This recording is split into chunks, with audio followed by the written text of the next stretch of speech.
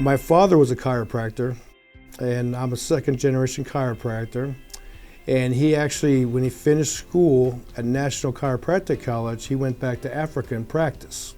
That's how he got his first start. And he came back to Charlotte, and this was a perfect climate for him. You know, he's from Africa, he likes to play golf, Scottish by ancestry, and he picked this place. He was probably one of maybe a handful of chiropractors in the sleepy southern town of Charlotte with a British accent from a British colony. And it was right down the street. I think it's Sedgefield Drugs back in the day. I mean, it was unbelievable. And ironic enough, when I moved to Charlotte for my first house, I moved in that same neighborhood.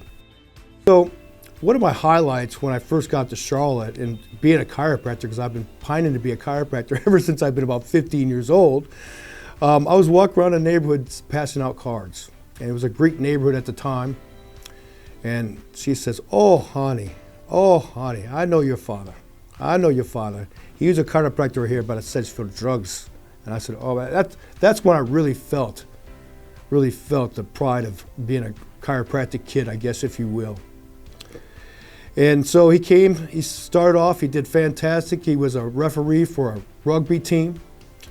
He was a community leader by helping people out constantly in a big part of the South Boulevard and Tyvola sector. As a matter of fact, him and Fletcher Keith owned a good portion of that area that's now being developed now. It was a different part of South Boulevard, of course. And then his first office. I think he lasted about, 3 to 5 years before he had to expand. Let's put it that way, okay? And again, my pride goes back to the point where we're just talking about the first conversation, just walking through my own neighborhood and passing out a card and saying, they know your name.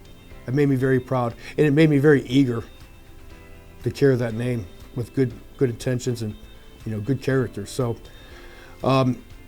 he moved out here, and then we had several different doctors, and I came in from school. Prior to all that, I actually probably was cleaning the parking lots. Maybe before that, I'd come down to see my father during the summertime, and I was out there. He'd take me to work every day, and son, go do this, go do that. And I remember, I do remember walking up and down those hallways and seeing those white jackets, you know, and being a boy or a man from Gary, Indiana, you know, it's a total different type of place. I remember being proud of that and thinking that's what I want to be. I want that white jacket.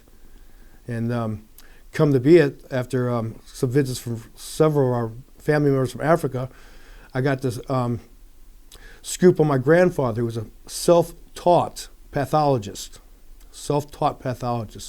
which his father was a self-taught pathologist. So all that rich history, I mean, that's why this Carlisle Chiropractic means so much to me. You know, it's not a job, it's a legacy, and it's a way. It's my way to contribute to the community that I wouldn't be able to do any other way, because I'm here, you know, treating people. You know, from now, since if you do the demographics now, we're talking, I mean, decades of people that have been coming through these doors. You know, grandmothers.